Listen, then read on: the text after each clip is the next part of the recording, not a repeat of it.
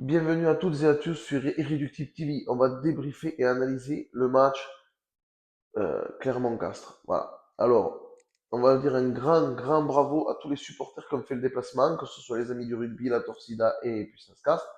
On a eu quelques petits soucis pour monter jusqu'à Clermont, hein, une espèce de petite traquenard peut-être. Non, je rigole. Mais non, franchement, voilà, le déplacement a été un peu compliqué pour arriver au stade, mais après, ça a été génial. Et merci aussi aux supporters clermontois avec qui j'ai passé un super moment. Voilà. Donc, on va commencer par débriefer cette première mi-temps, hein, parce que euh, dans la première mi-temps, on a une blessure importante. Force à toi, Lucas. J'espère que Lucas Guillot va se remettre vite et que c'est pas très grave. Voilà. En attendant, ben, on se retrouve qu'avec Enzo Hervé pour faire le 10. Et là, on voit Enzo Hervé qui boitille un peu. Et là, je vous avoue que nous, les supporters au stade, on a commencé à baliser. Parce que bon, le club était pas trop mal, l'équipe était pas trop mal. Même si défensivement, il y a des errances. On prend, je crois, 2 essais en première mi-temps. On aurait pu en prendre beaucoup moins de points en première mi-temps en étant un peu plus resserré. Comme d'habitude, eh ben, on se fait avoir en mêlée, parce que oui, Christophe Furios, c'est un spécialiste de la mêlée, donc qu'est-ce qu'il fait? Ben, il te joue devant, hein. Donc tu te fais avoir en mêlée, tu te fais avoir en touche, et puis ça déroule, quoi, clairement. Donc, à la pause, on n'est pas très loin. On revient de la pause, et on a un sursaut d'orgueil avec l'essai de Simon Meka. Bravo Simon, d'ailleurs, parce que Simon Meka, il a sauvé l'honneur pour le CO, les gars. Parce que derrière, hein, j'entendais, on ne peut pas envoyer des mecs comme Simon Meka si on veut avancer. Ben, je te signale qu'il a marqué un essai, non? Je te signale que le garçon, c'est pas le premier match qu'il fait qui est pas trop mal. Je te signale aussi qu'il joue pas tout seul. Il y a certains comme McCurdy qui a été blessé très rapidement, où tu te poses un peu des questions, parce que pas sur la technicité. C'est un joueur qui a beaucoup de talent, je vous l'assure. Mais par contre, on peut se poser la question de si ce mec est si fragile, est-ce que la préparation physique est adaptée à son profil? Est-ce que la préparation physique est bonne tout simplement parce que depuis le début de la saison, on a quand même beaucoup de blessés. On a eu des préparateurs physiques où il n'y en avait pas de blessés dans la saison, hein. Donc là, tu te poses la question. Tu vois. Enfin, moi, personnellement, je me pose la question. Est-ce que on prépare bien nos joueurs ou est-ce qu'on les flingue avant les matchs? Parce qu'on ne tient que 40 minutes, en fait. Là, on a tenu peut-être à peine un petit peu plus. Et derrière, clairement, on a déroulé. Zao. Vague après vague, ils nous sont rentrés dedans sur les rucks, ils nous sont rentrés dedans dans la mêlée, ils ont mis des essais sur Moll. En veux-tu, en voilà. Ce qui prouve qu'on ne sait pas défendre Moll. Alors, monsieur Stéphano, je sais que c'est toi l'entraîneur de la défense, hein. Mais oh, s'il te plaît, ça fait 3 ans qu'on te le dit. Pour ceux qui me suivent depuis la page des Fana et depuis avant sur J'aime le Castre Olympique, je vous le dis, ça fait 3 ans qu'on le dit. On ne sait pas défendre Moll. On défend mal. Ça fait 3 ans que tu es là, ça fait 3 ans qu'on se prend des essais premières main casquette, ça fait 3 ans qu'un Moll, on ne sait pas le défendre, et je te garantis que ça c'est très grave, parce que du coup, ben, Rios, lui qui adore utiliser ça, ben, je te garantis que là il est aux anges. Ça fait 3 ans qu'on vous dit qu'il faut être plus présent sur les rucks, on s'est fait contre-rucker, on s'est fait arracher des ballons, tout, ils nous ont fait tout. Alors après, oui, il y a 2 essais qui sont pas valables pour Clermont. Même les Clermontois l'ont reconnu. Il y en a un qui est venu me voir qui me dit mais c'est un arbitrage maison, je suis désolé. J'ai dit tu n'as pas à t'excuser, on n'est pas bon. Ce serait un arbitrage maison qui fait gagner le match à la fin du match. Tout le monde crierait au scandale. Mais là, qu'est-ce que tu veux crier au scandale? Il y avait un papier devant moi, il disait oui, non, mais je comprends pas, c'est un arbitrage maison. Attends, j'ai dit on en prend 60.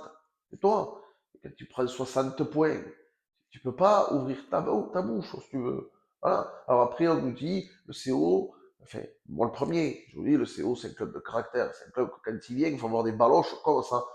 Je ne vois pas les baloches. Alors, c'est bien joli d'être technique, c'est bien joli de pas trop savoir où t'en es, c'est bien joli de ne pas savoir si tu vas re-signer ou pas, et de construire l'effectif pour la saison prochaine. Mais peut-être que s'il y a des joueurs qui doivent partir à Clermont, ne les fais pas jouer à Clermont. Voilà. Ne les fais pas jouer à Clermont. Alors, Parce que je pense que certains, voilà. Je pense que peut-être qu'on a mis un capitaine un peu trop jeune sur ce match-là, peut-être. Euh,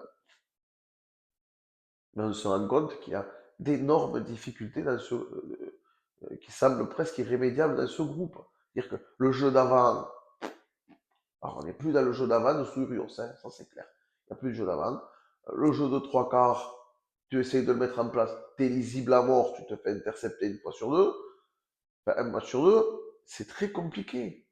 C'est très compliqué. Et aujourd'hui, quand tu défends pas, que tu attaques pas, que tu n'as pas de jeu d'avant, le rugby, c'est un jeu simple, c'est un jeu qui commence par les avants.